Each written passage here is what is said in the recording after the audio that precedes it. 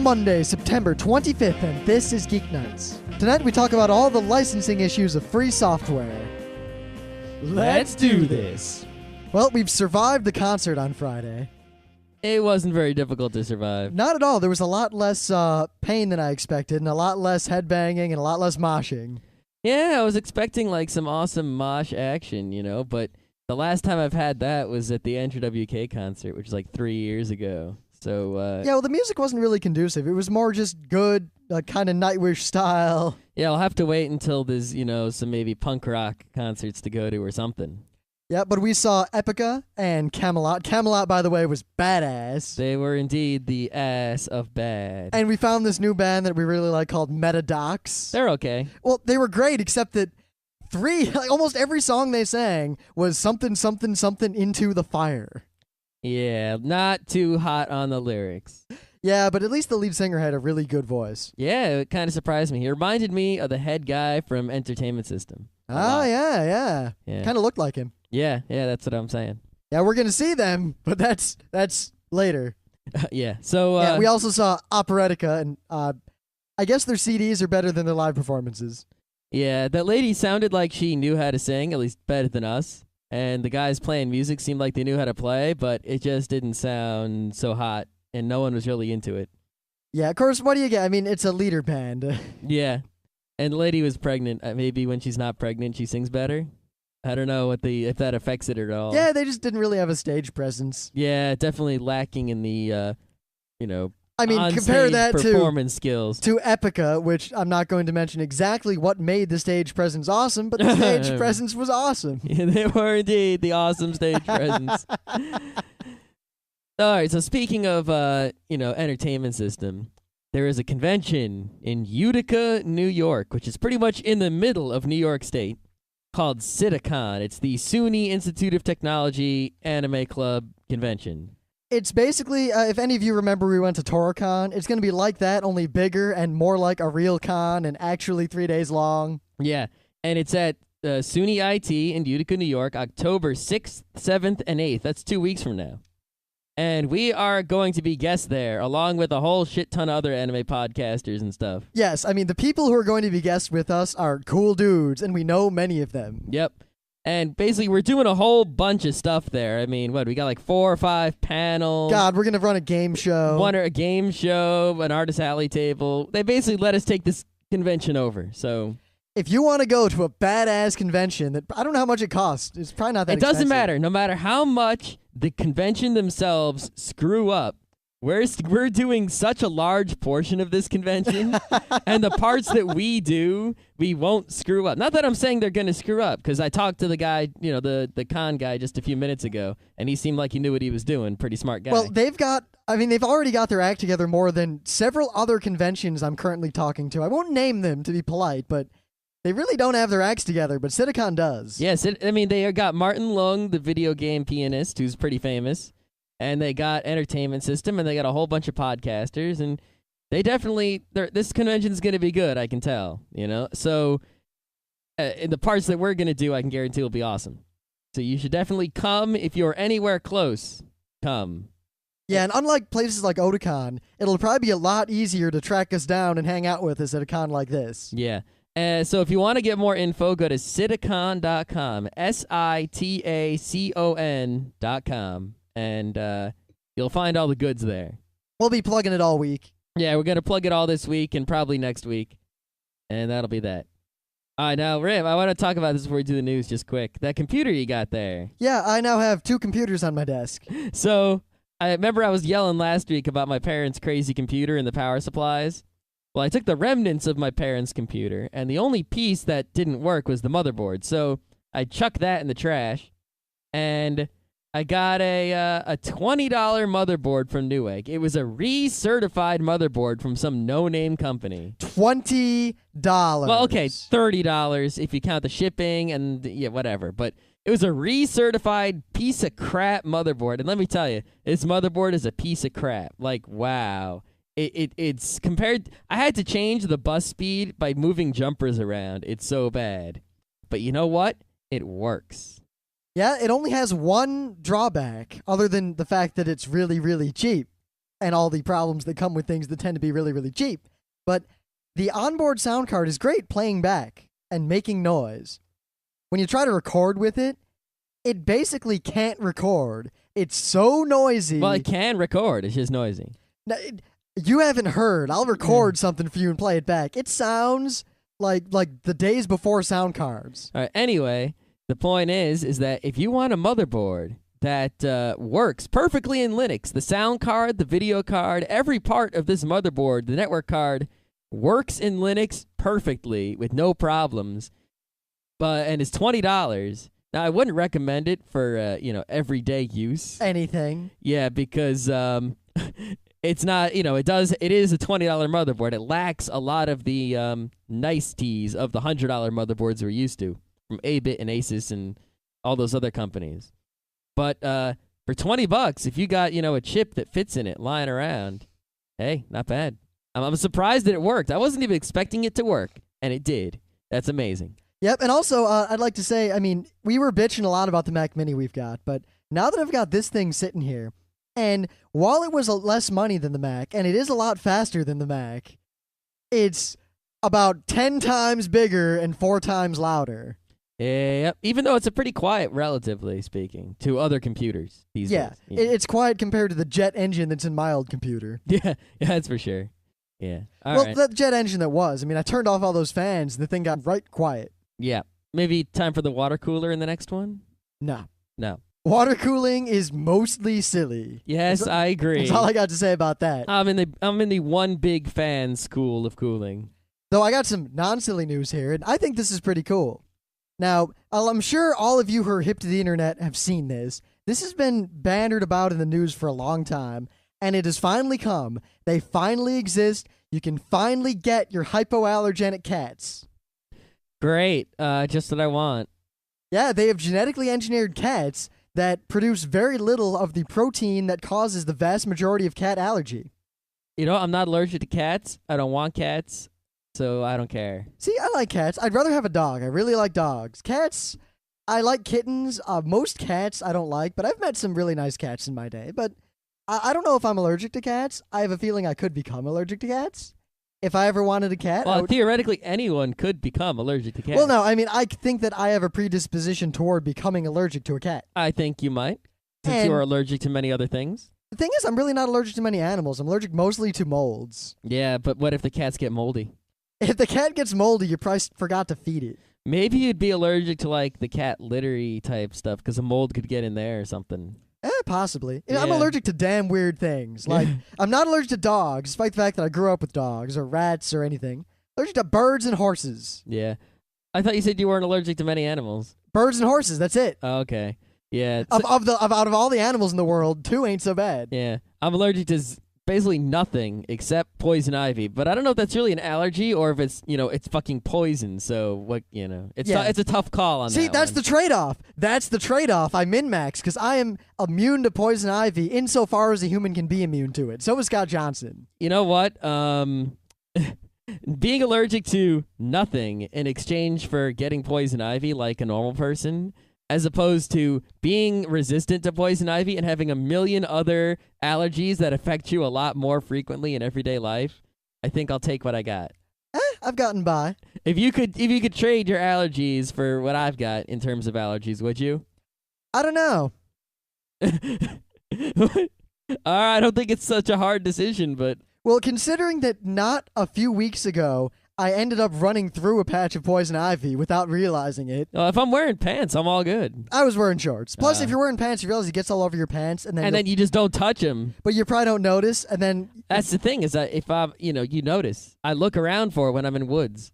Well, you don't go into woods, so it doesn't matter. That's another thing. Anyway, now here's something I found interesting. A lot of people were talking about how the anti-genetic engineering groups, basically the nut jobs. Yep. Are all okay with these cats for the most part because they didn't do it in the lab so much as they did it through selective breeding, which is effectively the same thing as genetic engineering. It just takes longer and it's not as accurate. So why... I don't want to get into this because we're not doing the show about it, but how is it that people who are against genetically modifying corn to make it more nutritious are fine with eating corn we have now, despite the fact that that corn is basically genetically engineered over hundreds and hundreds and hundreds and thousands of years by humans. And the corn we have today did not exist back in the day. The point is that these people are idiots. They're idiots. They don't understand science. They're anti-science. So a scientific argument isn't going to work. They're making decisions based on feelings rather than reason and logic. So reason and logic will not work. You need to somehow change their feelings to change their minds. Now, you know, it's funny because you didn't listen to my thing of the day yet you basically said exactly what James Randi said. Anyway. We're like-minded people. What do you got in the news? Oh, so there's a website called turnitin.com. God. And what it is, it's a website where if you have let's say I'm in a college and I have to turn in a paper to my teacher. He might say, turn it in to turnitin.com. Here's the codes or whatever for my class. I turn it into turnitin.com. Turnitin.com checks to make sure I'm not a plagiarizing fool. It checks it to make sure I didn't take it out of a journal. And it checks it against a bunch of different papers written by other students in other schools around the country. And, papers they found online and all sorts of stuff to make sure I didn't cheat. And then if I didn't cheat, or if I did, it tells the teacher and it gives the teacher my paper. Now, a bunch of students are mad because, first of all, you're basically insulting everyone by saying, you're all cheaters, But it's not just that. The point is, Turnitin.com takes your papers and stores them and then uses them for its commercial purposes. This is a for-profit company that takes your paper that you wrote and then uses it to make money by checking to make sure no one else copied it. Now, this would be pretty much fine except for the fact that this blatantly violates all sorts of copyright law. Yeah, I think it's just ironic how trying to enforce the copyright law of plagiarism, they infringe upon copyright law of I own my paper, you can't use it for your business. Not only that, but I ran into a situation once where I actually turned in the same paper to two different professors, and I realized that one of the professors used Turnitin and the other one didn't. I realized if the other professor had used Turnitin.com, it would have just said that I cheated. It wouldn't have come up with, hey, it's the same guy, he wrote that paper. It just would have said that I cheated. Yeah. It would have been tough to, Actually, I turned one paper into 3 different professors over the course of 2 years. Awesome. I wrote very generic papers on purpose in college. See, I always tried to be real specific to whatever topic they were asking, Oh, I was, but I always made sure that it was applicable to other topics. Or, all right, for all you kids out there in college, here is a brilliant, brilliant scam if you really want to get out of doing some work. If you've written a bunch of papers, like good papers, this paper's good, and you could probably apply it to a class you've got going now, totally don't do a big project or turn it in late and half-assed, and then go to the professor very apologetic, like, I screwed up, blah, blah, blah. Can I do anything to make up for that bad grade? I'll write a paper for you. I'll do extra credit. I'll do something. I'll do extra work to make up for the work I missed. And then they'll probably suggest something and work with them and try to get it to where they suggest that you write an extra paper for them. That you've already written. Yes, and then you just turn in the paper that you already have written for the other class. Yeah, I mean, the reason that plagiarism is wrong is because you're taking someone else's work and saying it's your own. If it's your own, who says you can't use it 5 times in 5 different classes? If I get 2 computer programming classes and one guy says, write a bubble sort, and the other guy says, write a bubble sort, I'm going to give them both the same bubble sort. Why should I do it twice? Now, theoretically, the issue there is, you should write the paper to learn, but if I wrote a good enough paper before, I don't need to learn to write a paper that good again. Exactly. All right, so I think that covers the newses. Now, well, also, I saw a lot of people's solution to this was to put a copyright notice prohibiting all of these things in their paper and then suing Turnitin.com. Yeah, I don't know if anyone actually did that or not. Oh, no, this was just people like me saying, hey, do this stuff. Yeah. So I urge all of our listeners, if you ever run afoul of Turnitin.com, put all sorts of copyright notices in your paper. And argue license with your paper with like a Creative Commons license. Yeah. We'll talk about that in a minute. No, protect it with anti-circumvention measures. Then put DRM on your paper. Then sue them under the DMCA.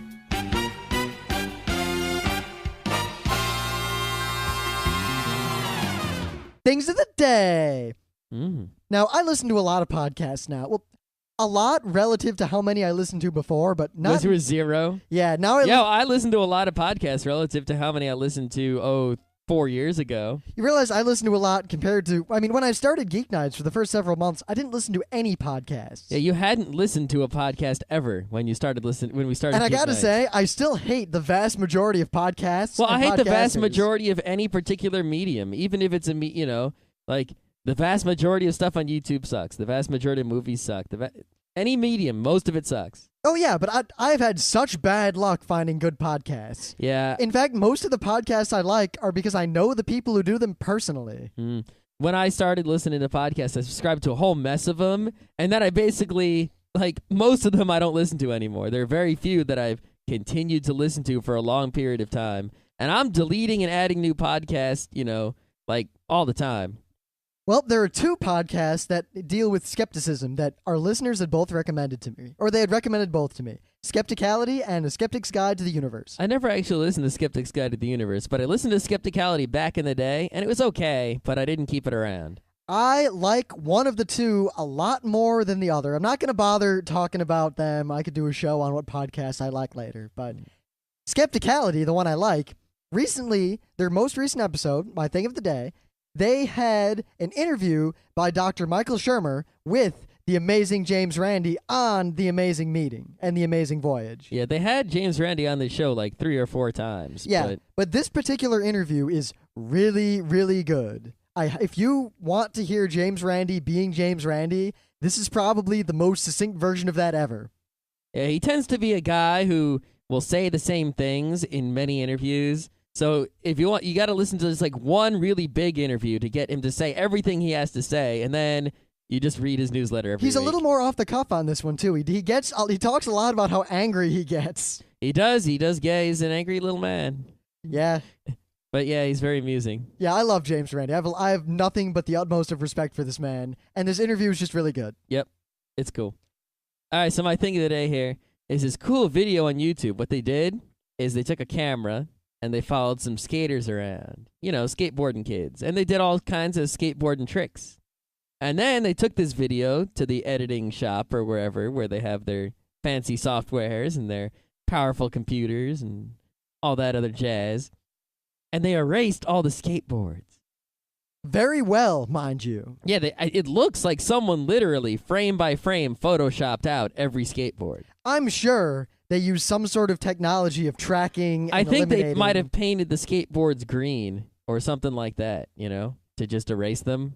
But who knows? I don't know how they did it. I don't know about that shit. And of course, we didn't do any research. Yeah, but this video is wicked cool because you have these kids basically floating 6 inches off the ground. I don't know, how high is a skateboard? Not 6 inches. God, have you ever been on a skateboard? I don't know, 4 inches off the ground.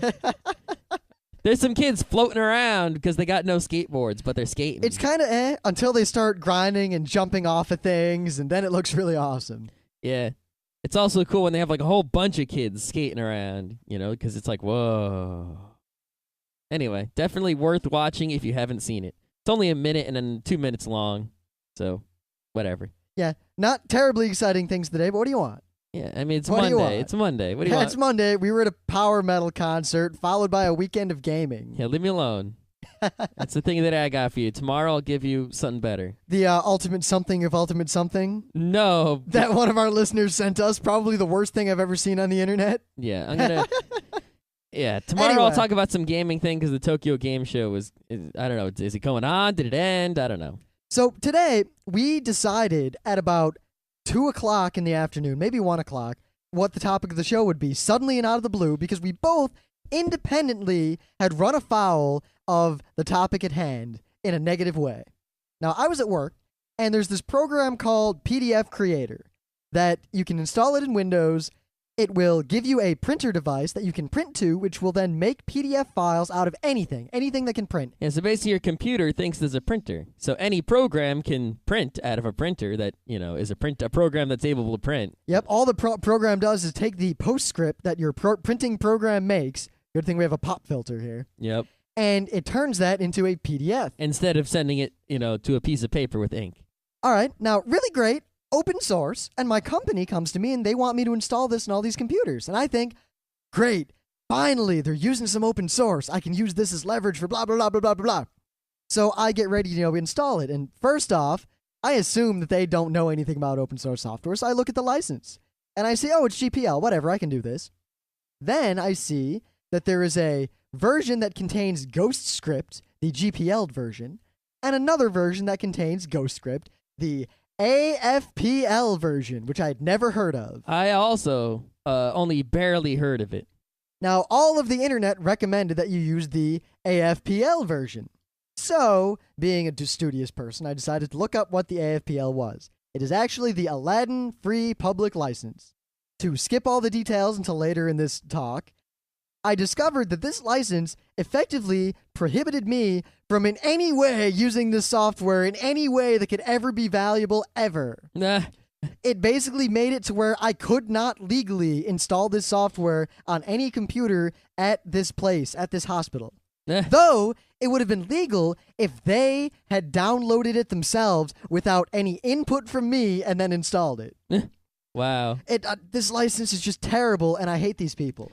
All right, so to get to the topic of the show, what we're going to talk about today are all the different free software and other copyright licenses. You see, when you install some software, you know how it says, "Do you agree?" That is the license of the software. Yeah, you know all those words before it asks you to agree? You're signing a legal document. Well, maybe. It's essentially... It's never been fully tested in court, but we're not going to talk about that. That's a whole other show. Yes. The point is... Well, GPL was just tested in court in Germany. Oh, yeah. Anyway. EULAs haven't been. Yes, the point is that there is a contract which you agree to when you use pretty much any piece of software as to how you can use that software legally and how you cannot use that software. And there, in open source software, there are this set of licenses You've probably that are heard. that are considered open source. You've probably heard of the GPL, the LGPL, the BSD, The MIT. Creative Commons. You've Creative probably heard- Commons isn't really used for software, but we'll talk about it anyway. It's in the same family of things. Yeah. And then those are approved open source licenses. The license on, say, Microsoft Word is not an open source license because it does not allow you to do certain things with the software that open source licenses do allow you to do with the software. Yeah, I mean, from a high level, the way it works is that by default, if you create something, it is copyrighted no matter what. In the United States. Yeah, in the United States. We can't talk about other nations' copyright laws for obvious reasons. And we're going to talk in very general terms. Though there are international copyright laws, but we're not going to get into that because you don't care. Believe me, you don't care. You don't care. You don't care at all. And that's not we're talking about open source licenses, not about copyright law. But by in general. default, if I create something that is copyrightable, it is automatically copyrighted the moment I put my pen to the paper. Yeah, if I paint a painting, it's copyrighted.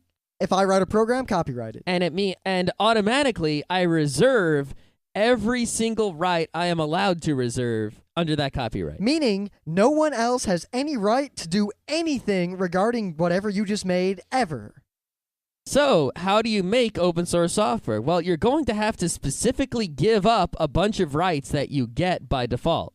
And thus, you need an open source license to do so. Yep, because before the open source licenses were written, your only options were really to either do it half-assedly, meaning that all the people using your software were technically using it illegally, but you wouldn't sue them, which is a bad situation. Mm-hmm. Or you could put it in the public domain, which is basically you not only give up any rights you had over what you created, but you give up the right to say that you made it. Yeah.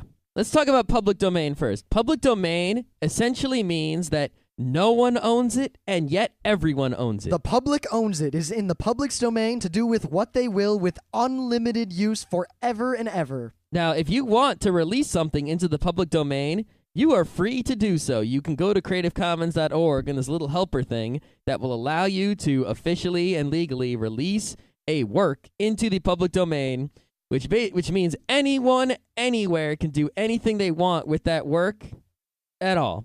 Yeah, I mean, you can do it on your own, too. If you write a document saying this, or if you hand something to someone and you say in front of certified witnesses that I released this to the public domain, you can't take it back, ever. It's done. Yep, it's game over. Yeah, public domain is the sledgehammer of copyright. It's the exact opposite of copyright. Yeah, and the way copyright law works generally is that after X years, it becomes public domain. So if you don't do anything, in the United States, you get something, you make a work, it's copyrighted by you.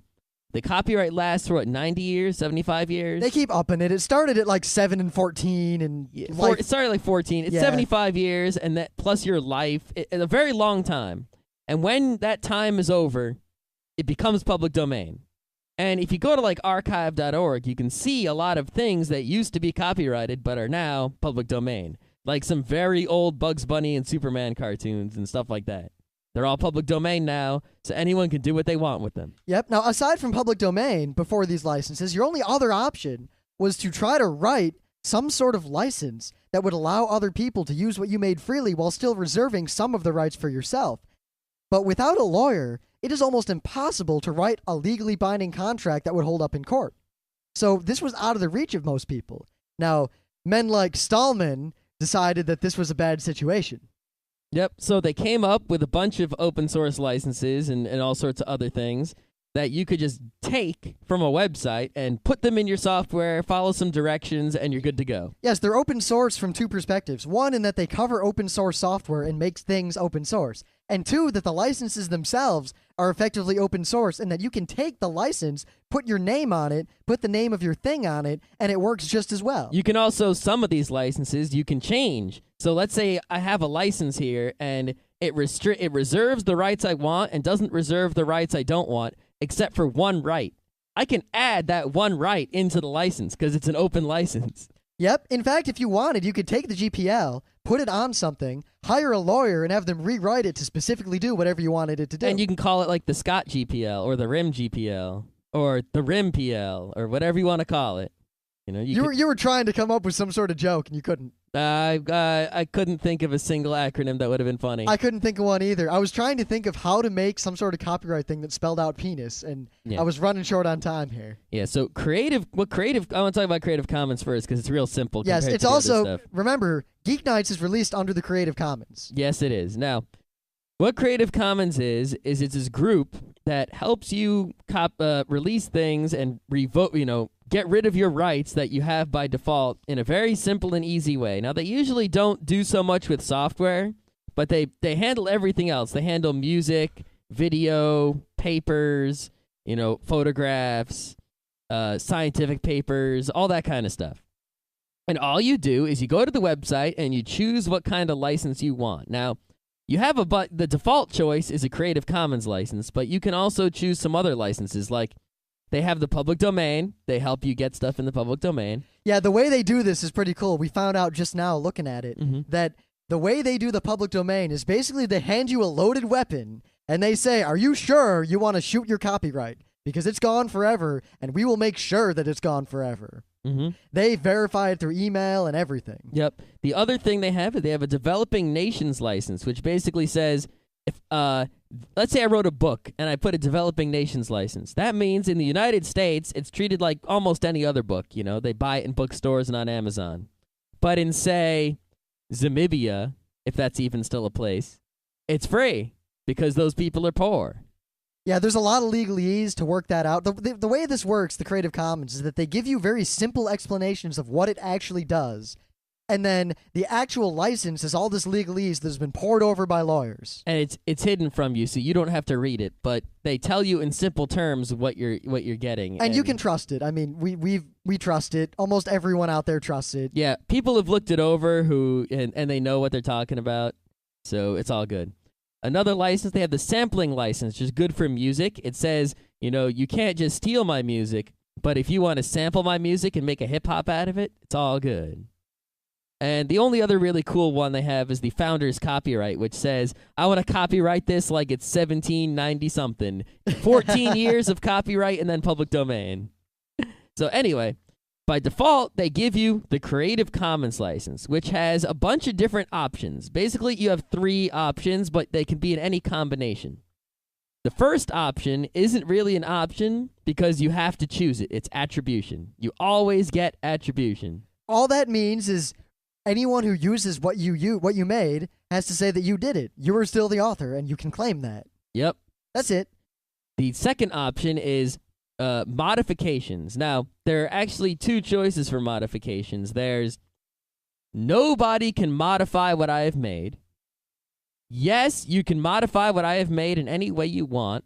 And yes, you can modify what I've made as long as you also take your modification and put it under the same Creative Commons license that you are using this in. This is also known as share and share alike, and it's kind of a viral property of the Creative Commons. So let's say I make a podcast called Geeknights, and someone decides they want to remix the podcast. That's all good. That's cool.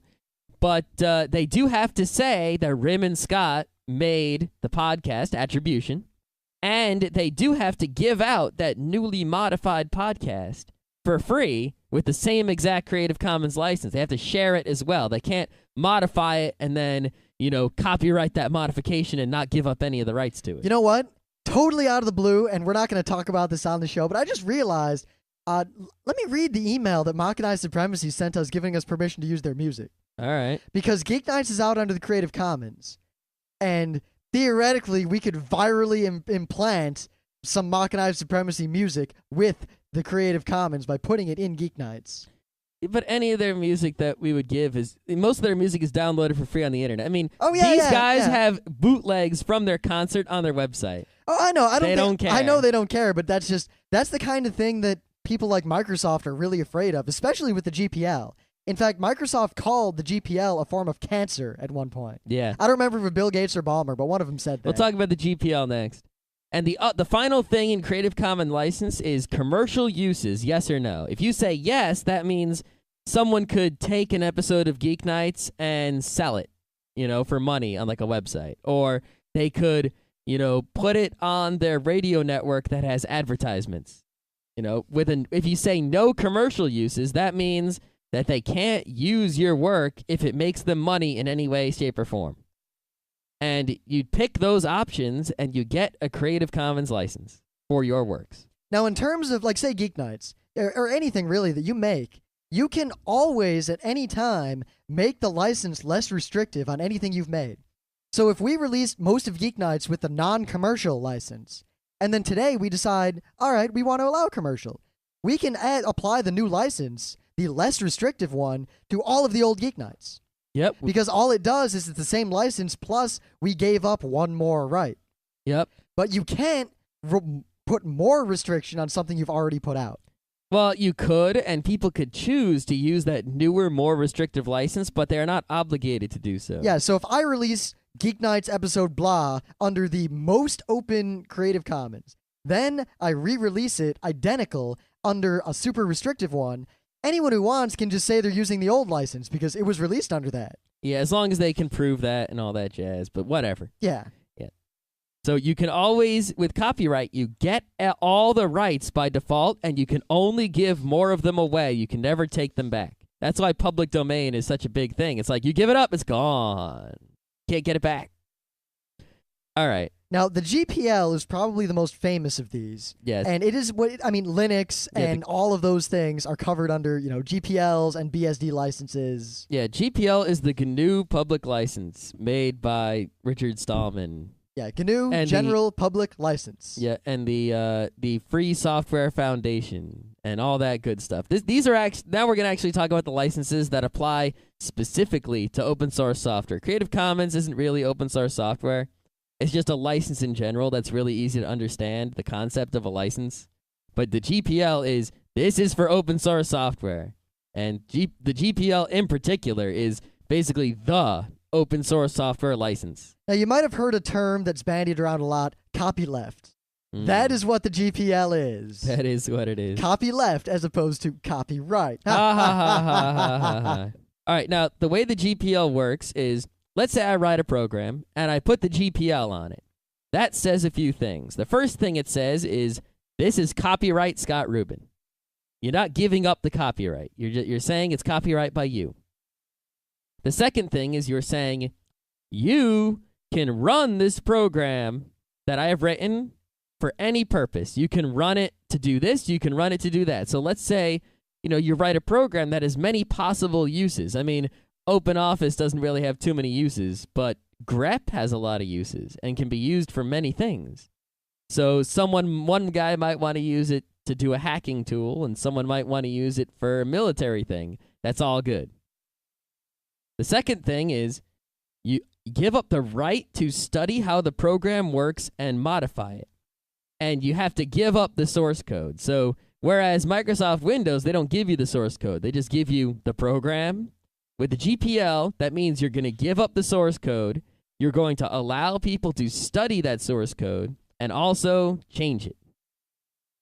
The third thing you allow people to do is to redistribute copies of your program. So, if I write a program and I give the source code to Rim, or I give a copy of the program to Rim, he can give it to someone else if it's got a GPL on it. And the fourth thing you allow people to do is to improve the program and release improvements to the public. So Rim can take the source code of the program I wrote, modify it, and then release that source code to someone else. Yep. Now here's what I can't do, and these are the important parts. Say I take someone's GPL software and rewrite it. If I rewrite it, I don't even have to just give the source code back out if I just keep it for myself. But the moment I try to redistribute the program that I've made with that other code, I have to give up the source code from my additions in addition. If I don't, I'm violating the GPL. Yes, this is where you get problems like there was a lawsuit against Linksys because Linksys modified Linux. They put Linux in their Linksys routers, and then they didn't give up the source code to that, that was in the Linux router. Now, the bastards, the lawsuit was actually complicated because they argued such things as the value of the software is 0 because it was given away free. Therefore, your GPL is crap. And yeah, whatever. Yeah, the GPL won in the end. Yeah. The point is, TiVo it has a similar thing, but I think you can get the TiVo software, is if you take a GPL program, modify it, and use it, you have to let everyone see your modifications. You can't keep them hidden. That way, if someone solves a bug in my program, let's say some company wants to use my program and they fix a bug in it, they have to let everyone know the bug fix. They can't hide that from us. Unless they modify the program to fix the bug and only use it internally to their own company. Yeah, if they distribute it at all, then they have to do it. If you don't distribute it, the reason they don't say you have to do it if you don't distribute it is because there's no way to know they did it if they don't distribute it. So it's kind of pointless. Yeah. Well, plus they're really, it's a lot of a philosophical argument here that the people who made the GPL really want free software to take over. And the GPL is designed partially to prevent people who make proprietary software from using anything that was made under GPL. So if I make a cool thing, Microsoft, and it's free, Microsoft can't just take it and put it in Windows, because now they got to release the source code to Windows. Yeah.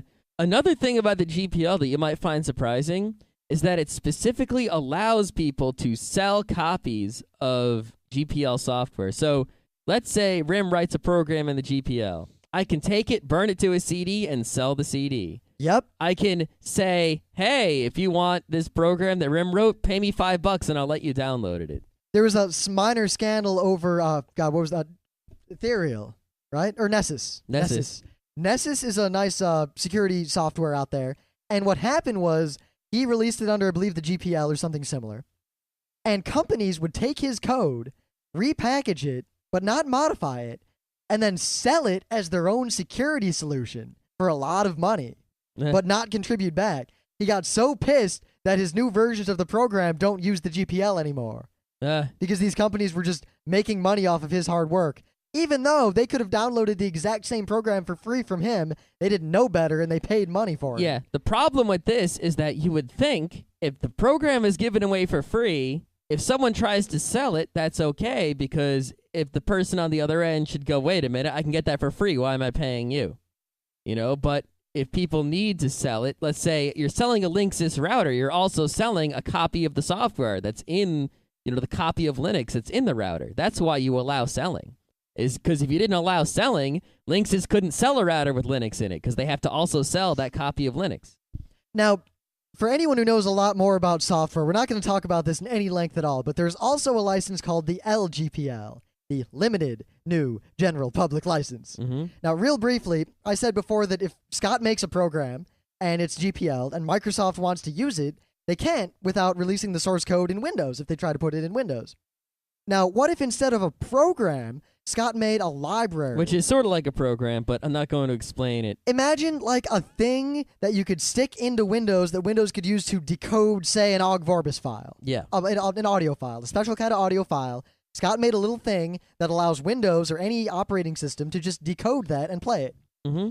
Now, if you release that under the GPL, Microsoft couldn't put that in any of their products. No, they couldn't. Because, and it was Steve Ballmer who said that Linux is a cancer. Mm-hmm. I just see it here in Wikipedia. Okay. But the LGPL allows very specifically libraries to be linked without forcing the viral nature of the GPL onto something. So the LGPL allows you to make a library that can be used by commercial software without breaking their proprietary license. Right, so if I want to write a piece of software that plays all kinds of music, but, I don't want to actually write the decoders that have to decode all the different types of music, what I can do is I can go and collect decoding libraries that are open source, not modify them in any way, and use them in a program that allows people to play all kinds of audio files. And all I do is, in my source code of my program, I say, if this kind of audio file comes up, use that open source code over there to decode it.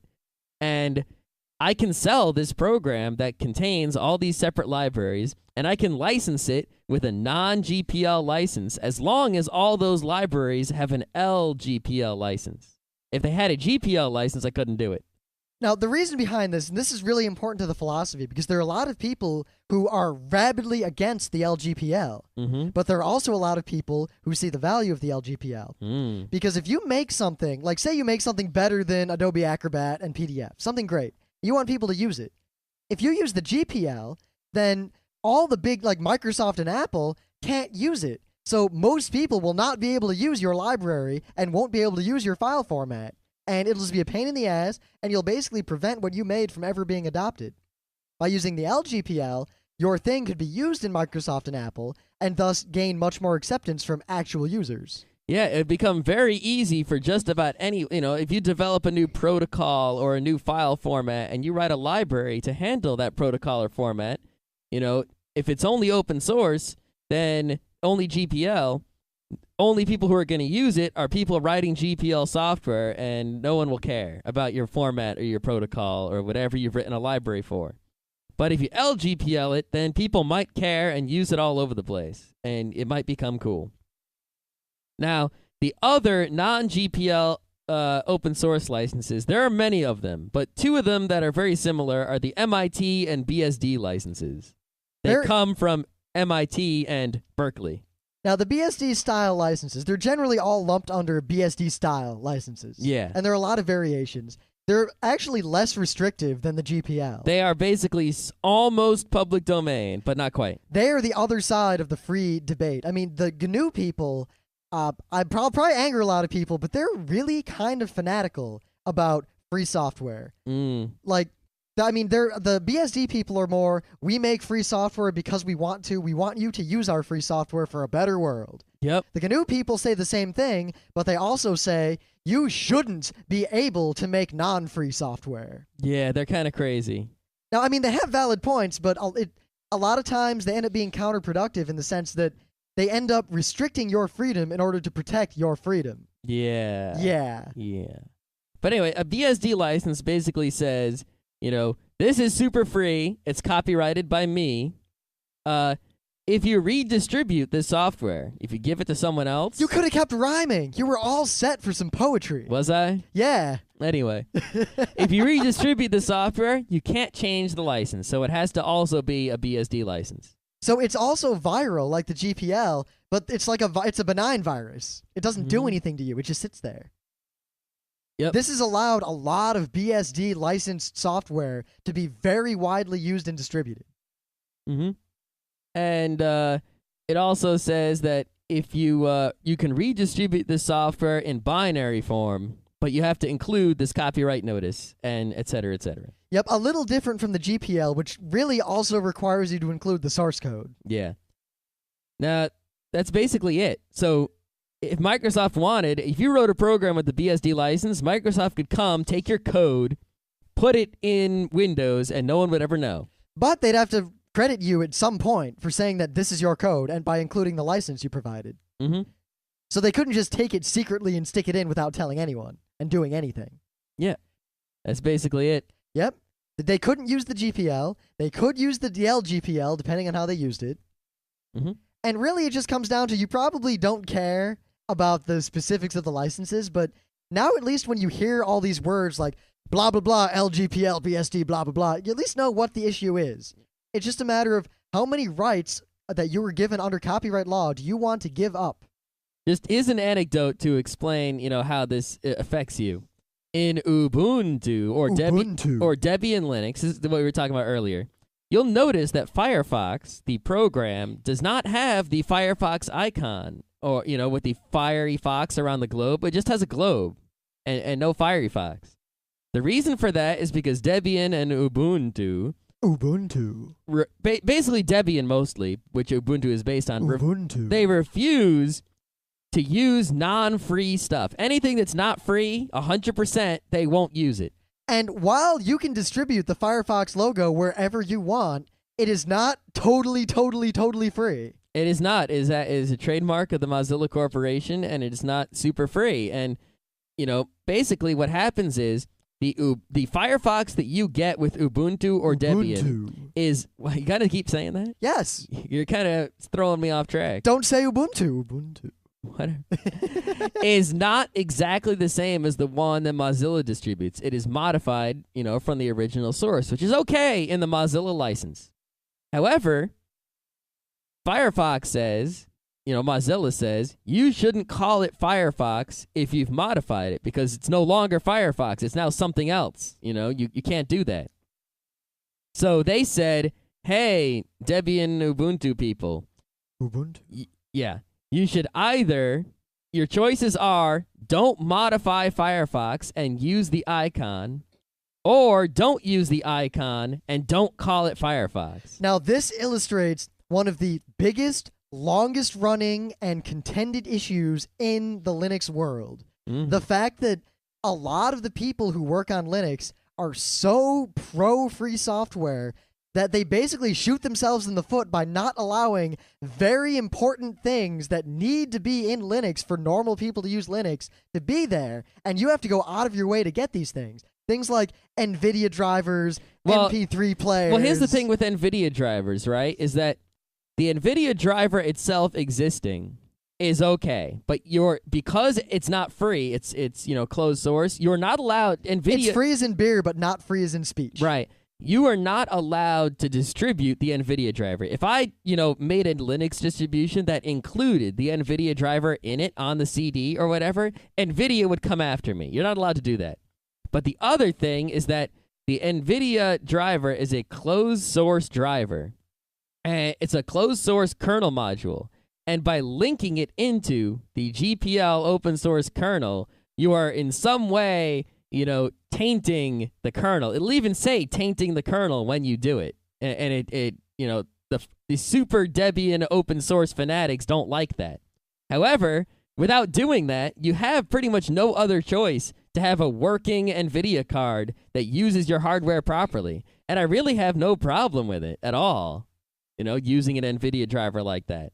Yeah, there's a lot of Java has issues with this. Video and MP3 codec things have issues with this. And these people are to the point where not only will they not, some things they could include and they choose not to.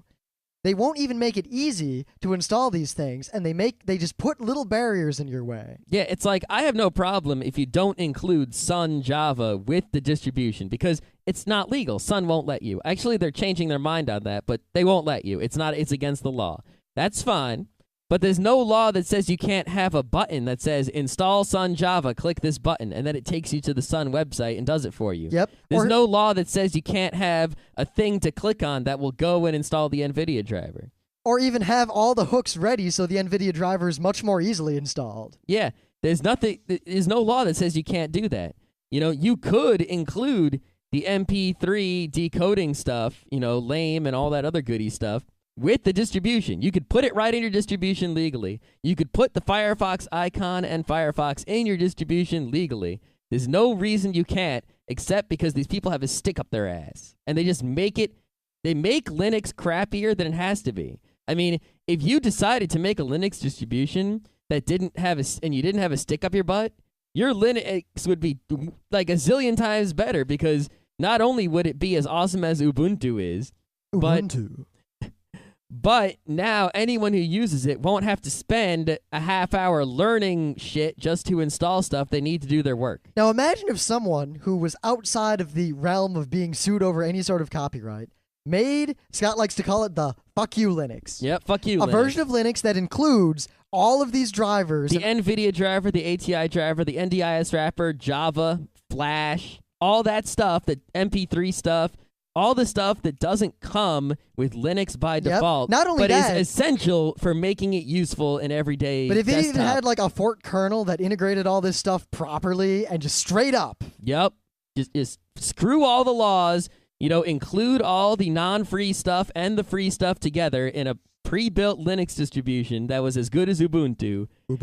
If you put that on the internet somewhere, it would just blow every freaking other Linux distribution out of the water. It would do some serious damage to Windows and Mac, because everyone would go, holy shit, there's a usable Linux that doesn't require any learning or effort. But because these people have the stick up the butt, that's not going to happen. Yep, so we need some freedom fighters out there to make fuck you Linux. Yeah. I mean, granted, like corporations couldn't use the fuck you Linux. Or No, they anyone couldn't. like that, but you and me, all of you out there who are sick of Windows, don't want to spend all the money it takes to get a Mac, but are afraid of Linux. Yeah, how many times do you see someone installing Linux and then going, oh, I couldn't get my wireless driver to work? That's because the NDIS wrapper that makes your wireless card work isn't 100% free. If there was a distribution, someone could easily write a program that would automatically make your wireless card work with NDIS wrapper. But they don't, because it's not 100% free. So you have this case of super freedom making things less free. Granted, we don't want to really get into the issue of why some of these things like the NVIDIA drivers aren't open when there's really no reason for them not to be. Yes, if I had my way, I got to say this, I would love for the NVIDIA driver to be open source and free. That would be ideal. Yeah, it doesn't help that the reasons NVIDIA gives for making it closed source are mostly bollocks. They are mostly bullshit. I mean, if they had valid reasons, I'd say, Yeah. but they really don't. But in a world in which you have to face, where you had to face the reality that the NVIDIA driver and other things like it are not going to be open source and free, but are still absolutely necessary for useful desktop computing in a Linux environment, you just have to kind of take it in the ass and say, all right, I'll deal with it. I don't care. I want a working computer. It's much more important than your useless ideals, which are only harming your free software more than helping it. There is no God, and your idiotic human ideals are laughable. Yes. So I hope you all now understand the difference between all the different open source software Who are we kidding? licenses. At the very least, I hope you understand that these words exist and that they have some kind of meaning and that copyright is out there. Yeah. But maybe someone out there, go on Wikipedia and look up the different licenses and learn specifically what they mean. I would recommend against reading the Wikipedias because while they're very thorough, they are not very accessible. No? I would recommend just Googling around and looking for summaries of all of these licenses. Yeah, there are plenty of summaries of these licenses. I wouldn't go to the GNU website either because that's where the crazy free guys live. There is more propaganda there than there is license. Yes. No offense to the GNU people. I mean, you people do a lot of great work, but good God. Well, they've done a lot of great work. Lately, they've just been updating their old great work. Maybe we should start calling it GNU Linux again. No, I'm not going to have that argument on the show.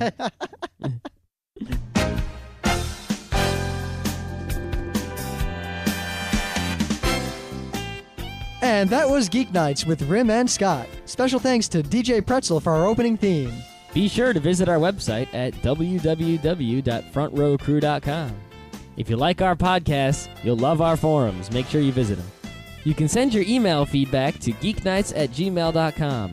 And if you want, you can leave us a voicemail at 206-333-1537. Geeknights airs every weeknight, Monday through Thursday. Geeknights is recorded with absolutely no studio and no audience. But unlike those other talk shows, it's actually recorded at night.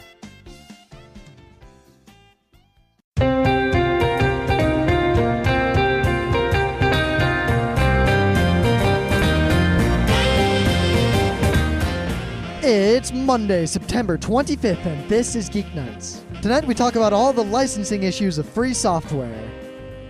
Let's do this. Well, we've survived the concert on Friday. It wasn't very difficult to survive. Not at all. There was a lot less pain than I expected, and a lot less headbanging, and a lot less moshing. Yeah, I was expecting like some awesome mosh action, but the last time I've had that was at the Andrew WK concert, which was like 3 years ago. So yeah, well, the music wasn't really conducive. It was more just good, kind of Nightwish style. Yeah, I'll have to wait until there's, some maybe punk rock concerts to go to or something. Yeah, but we saw Epica and Camelot. Camelot, by the way, was badass. They were indeed the ass of bad. And we found this new band that we really like called Metadox. They're okay. Well, they were great, except that almost every song they sang was something, something, something into the fire. Yeah, not too hot on the lyrics. Yeah, but at least the lead singer had a really good voice. Yeah, it kind of surprised me. He reminded me of the head guy from Entertainment System. Oh, yeah. Kind of looked like him. Yeah, that's what I'm saying. Yeah, we're going to see them, but that's later. Yeah, so... yeah, we also saw Operatica, and I guess their CDs are better than their live performances. Yeah, that lady sounded like she knew how to sing, at least better than us. And the guys playing music seemed like they knew how to play, but it just didn't sound so hot, and no one was really into it. Yeah, of course, what do you get? I mean, it's a leader band. Yeah, and the lady was pregnant, maybe. Noise. When you try to record with it, it basically can't record. It's so noisy. Well, it can record. It's just noisy. Now, you haven't heard. I'll record something for you and play it back. It sounds like the days before sound cards. All right, anyway, the point is that if you want a motherboard that works perfectly in Linux, the sound card, the video card, every part of this motherboard, the network card, works in Linux perfectly with no problems, and it's $20. Now, I wouldn't recommend it for, everyday use. Anything. Yeah, because it's not, it is a $20 motherboard. It lacks a lot of the niceties of the $100 motherboards we're used to from A-Bit and Asus and all those other companies. But for $20, if you got, a chip that fits in it lying around, hey, not bad. I'm surprised that it worked. I wasn't even expecting it to work, and it did. That's amazing. Yep, and also, I'd like to say, I mean, we were bitching a lot about the Mac Mini we've got, but now that I've got this thing sitting here, and while it was less money than the Mac, and it is a lot faster than the Mac, it's about 10 times bigger and 4 times louder. Yep, even though it's a pretty quiet, relatively speaking, to other computers these days. Yeah, it's quiet compared to the jet engine that's in my old computer. Yeah, that's for sure. Yeah. Well, the jet engine that was. I mean, I turned off all those fans, and the thing got right quiet. Yeah. Maybe time for the water cooler in the next one? No. Water cooling is mostly silly. Yes, I agree. That's all I got to say about that. I'm in the one big fan school of cooling. Though I got some non-silly news here, and I think this is pretty cool. Now, I'm sure all of you who are hip to the internet have seen this. This has been bandied about in the news for a long time, and it has finally come. They finally exist. You can finally get your hypoallergenic cats. Great. Just what I want. Yeah, they have genetically engineered cats that produce very little of the protein that causes the vast majority of cat allergy. I'm not allergic to cats. I don't want cats, so I don't care. See, I like cats. I'd rather have a dog. I really like dogs. Cats, I like kittens. Most cats I don't like, but I've met some really nice cats in my day. But I don't know if I'm allergic to cats. I have a feeling I could become allergic to cats. If I ever wanted a cat, well, theoretically, anyone could become allergic to cats. Well, no, I mean, I think that I have a predisposition toward becoming allergic to a cat. I think you might, since you are allergic to many other things. The thing is, I'm really not allergic to many animals. I'm allergic mostly to molds. Yeah, but what if the cats get moldy? If the cat gets moldy, you probably forgot to feed it. Maybe you'd be allergic to, like, the cat littery type stuff, because a mold could get in there or something. Possibly. I'm allergic to damn weird things. Like, I'm not allergic to dogs, despite the fact that I grew up with dogs or rats or anything. Allergic to birds and horses. Yeah. I thought you said you weren't allergic to many animals. Birds and horses, that's it. Oh, okay. Yeah. Out of all the animals in the world, 2 ain't so bad. Yeah. I'm allergic to basically nothing except poison ivy. But I don't know if that's really an allergy or if it's, it's fucking poison. So, it's a tough call on that. See, that's the trade-off. That's the trade-off. I min-max because I am immune to poison ivy insofar as a human can be immune to it. So is Scott Johnson. You know what? Being allergic to nothing, and when she's not pregnant, she sings better. I don't know if that affects it at all. Yeah, they just didn't really have a stage presence. Yeah, definitely lacking in the, I mean, on-stage compare that performance skills. to Epica, which I'm not going to mention exactly what made the stage presence awesome, but the stage presence was awesome. Yeah, they were indeed the awesome stage presence. All right, so speaking of, entertainment system, there is a convention in Utica, New York, which is pretty much in the middle of New York State, called CitaCon. It's the SUNY Institute of Technology Anime Club convention. It's basically, if any of you remember we went to TorahCon, it's going to be like that, only bigger and more like a real con and actually 3 days long. Yeah, and it's at SUNY IT in Utica, New York, October 6th, 7th, and 8th. That's 2 weeks from now. And we are going to be guests there, along with a whole shit ton of other anime podcasters and stuff. Yes, I mean, the people who are going to be guests with us are cool dudes, and we know many of them. Yep. And basically, we're doing a whole bunch of stuff there. I mean, we got like 4 or 5 panels. God, we're going to run a game show. A game show, an artist alley table. They basically let us take this convention over, so... If you want to go to a badass convention, that I don't know how much it costs. It's probably not that expensive. It doesn't matter. No matter how much the convention themselves screw up, we're doing such a large portion of this convention, and the parts that we do, we won't screw up. Not that I'm saying they're going to screw up, because I talked to the guy, the con guy just a few minutes ago, and he seemed like he knew what he was doing. Pretty smart guy. Well, they've already got their act together more than several other conventions I'm currently talking to. I won't name them to be polite, but...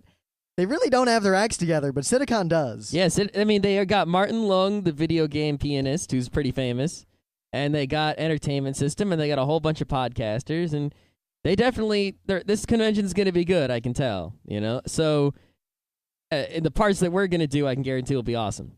So you should definitely come. If you're anywhere close, come.